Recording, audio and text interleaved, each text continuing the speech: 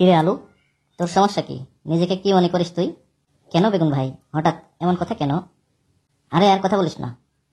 তোরা তো দাম কিসের? তোর দাম বেড়েই চলেছে, বেড়েই চলেছে। তোর দাম কি এত হয়? ও আচ্ছা, এই কথা। আচ্ছা চলেন ওখানে বসে কথা বলি। এবার বল, তোর এত বড় সাহস কিভাবে হলো? আমার চেয়েও দামে নিজেকে উপরে রাখতে চাইছিস? আরে ভাই, আমার কি দোষ? আমি কি নিজে আমার দাম বাড়াইছি? সবাই প্রতিদিন যে পরিমাণে আমাকে বাজারে খোঁজ করে, তাতে ব্যাপারীরা বুঝে শুনে দাম বাড়িয়ে দেয়। আমার যখন আমরা কম আসি তখন বস্তায় রেখে দেয় বাজারে আলুর সংকট সৃষ্টির জন্য। আর তাতে দাম বাড়াতে সুবিধা হয় তাদের। চুপ থাক, বেশি কথা বলবি না। তোকে না বিক্রি করে রেখে দিলে তুই কিছু করিস না কেন? আমি কি করবো ভাই? প্রয়োজনে পচে গিয়ে আত্মহতি দিবি, তাও যেন আমার উপরে দাম না ওঠে। ভাই, আমি যখনই পচে আত্মহতি দিতে চাই, ওরা তখনই আমাকে জোর করে বিক্রি করে দেয়। কি বলিস? তাহলে কি মানুষের ঘরে গিয়ে পচে মরিস?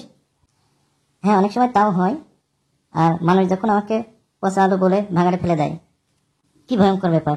শোন শোন আলু, সবজি সমাজে যদি নিজের নাম রাখতে চাস, তাহলে মানুষের বাসায় গিয়ে পচার আগে হাটেই পচে মরবি। প্রয়োজনে ছত্রাক ব্যাকটেরিয়াকে আগে বলে রাখবি। আর মানুষও তেমন টপাটপ কেজি কেজি আমাকে ক্রয় করে। তুই তো গোল আলু, তোর দোষ হলো সব সবজির সাথেই মানুষের পেটে যেতে চাস। এটাকে বলে আলুর দোষ। হে হে হে। ভাই, কি যে বলেন, দোষটা আরো অনেক সবজিরই আছে।